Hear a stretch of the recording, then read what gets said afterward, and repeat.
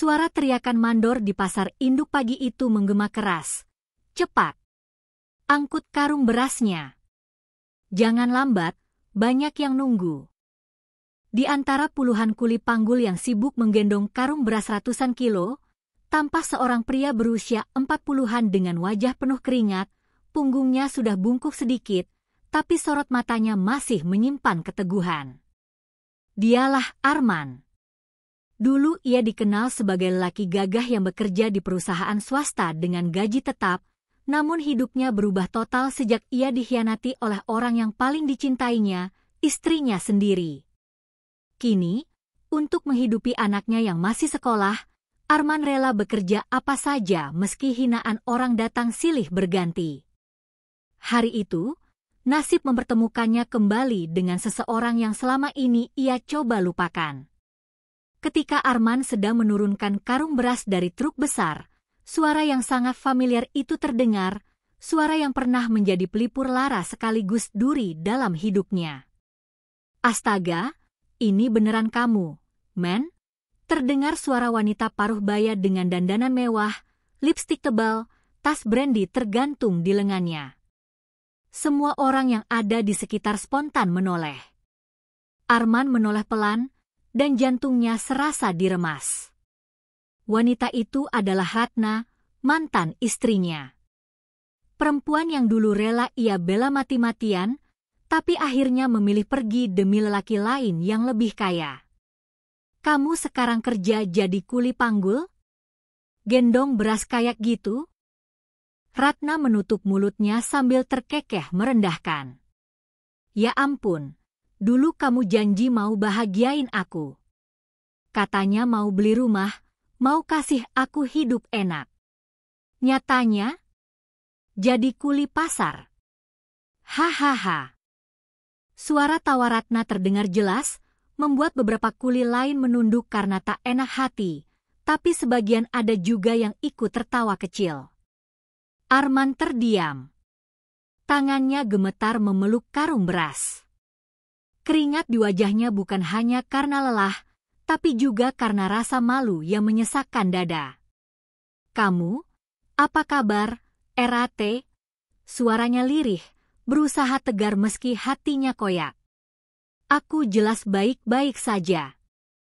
Kamu lihat kan, aku sekarang sama suamiku tinggal di rumah besar, naik mobil, usaha lancar. Sementara kamu, Ratna menatapnya dari ujung kepala sampai kaki, cuma kuli pasar yang bau keringat.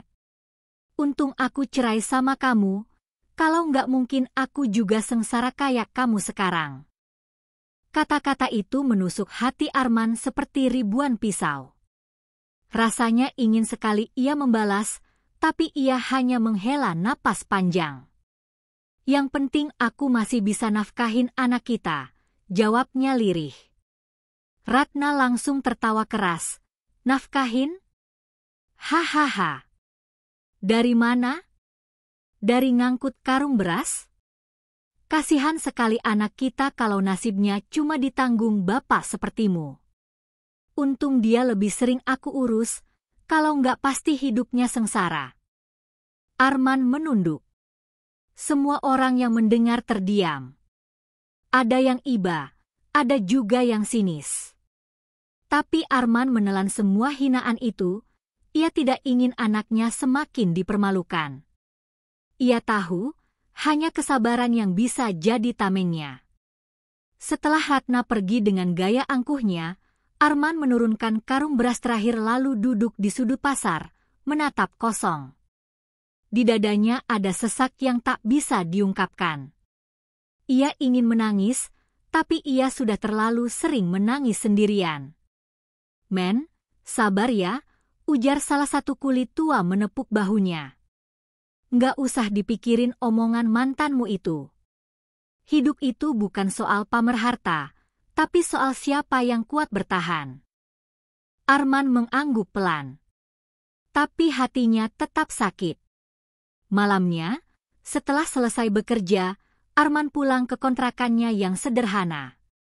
Di sana, anak sematawayangnya, Dina, sudah menunggunya dengan senyum hangat. Ayah capek ya? Aku bikinin teh hangat, katanya sambil berlari kecil. Melihat itu, semua luka di hati Arman sedikit terobati. Ia sadar, hanya untuk Dina lah ia hidup. Tapi ia tidak tahu, dalam waktu 7 hari ke depan, sesuatu yang mengejutkan akan terjadi. Sebuah rahasia besar akan terbongkar, yang membuat semua hinaan yang ia terima selama ini berbalik menjadi rasa malu besar bagi Ratna. Hari ke-7 setelah kejadian di pasar induk itu datang dengan suasana yang tidak biasa. Sejak pagi, langit terlihat mendung seakan menyimpan rahasia besar yang siap diturunkan ke bumi. Arman berangkat lebih awal seperti biasa, memanggul karung beras dengan sisa tenaga yang ada. Punggungnya makin sering terasa nyeri, namun ia tetap memaksakan diri. Demi Dina, ia rela melakukan apapun. Di tengah kesibukannya, tiba-tiba terdengar sirine mobil polisi dan keramaian di jalan masuk pasar. Semua orang menoleh. Dari dalam mobil keluar beberapa polisi berpakaian lengkap, berjalan cepat menuju toko beras besar di pojok pasar. Toko itu tidak asing bagi Arman, karena sering ia singgahi untuk mengambil muatan. "Ada apa, ya?" tanya beberapa pedagang. Tak lama kemudian, kabar itu menyebar dengan cepat, toko beras mewah milik Surya, suami Ratna, sedang digerebek karena kasus beras oplosan dan penipuan besar-besaran. Semua orang terkejut. Beberapa polisi mulai menyita dokumen dan karung-karung beras curang yang ternyata berisi campuran gabah busuk dan batu kecil. Para pelanggan yang merasa dirugikan mulai berteriak marah. "Jangan-jangan itu sebabnya beras kita banyak kutunya," teriak salah seorang pedagang. Arman berdiri terpaku. Ia tak percaya bahwa toko besar yang selama ini diagung-agungkan mantan istrinya ternyata hanyalah sarang kecurangan. Lebih mengejutkan lagi, Ratna sendiri datang dengan wajah panik, mengenakan pakaian mahalnya tapi kali ini wajahnya pucat pasi. Ia berusaha membela diri, namun polisi tak menggubris. "Kami sudah punya bukti. Suami Anda dan perusahaan ini terlibat langsung dalam penipuan distribusi beras berskala besar. Semua harus ikut diperiksa," ucap seorang polisi dengan tegas. Ratna menangis histeris. "Tidak, jangan. Suamiku tidak mungkin melakukan ini. Kami orang baik-baik." Namun semua orang tahu, selama ini Surya memang dikenal licik, hanya saja tertutup oleh kekayaannya. Beberapa kuli pasar yang dulu ikut menertawakan Arman kini menatap Ratna dengan tatapan sinis. "Tuh kan, sombong banget sama mantannya yang kerja keras halal. Ternyata suaminya nipu orang," bisik mereka. Ratna semakin terpojok. Dan saat itu, sesuatu yang lebih menyakitkan baginya terjadi. Dina, anak sematawayang Arman dan Ratna, tiba-tiba muncul di tengah kerumunan. Ia baru pulang sekolah dan melihat keributan. Melihat ibunya terpojok, Dina ingin mendekat, tapi langkahnya terhenti saat mendengar beberapa orang menyebut-nyebut nama Ratna dengan cemoohan. "Lihat tuh, perempuan sok kaya, ternyata hidup dari uang haram." Dina menatap ibunya, lalu menoleh ke arah ayahnya yang hanya berdiri diam dengan pakaian lusuh penuh keringat. Saat itu, hati Dina terasa hancur. Tapi ia kemudian berlari mendekati Arman, memeluk pinggang ayahnya erat-erat sambil menangis. "Ayah, ayah jangan sedih.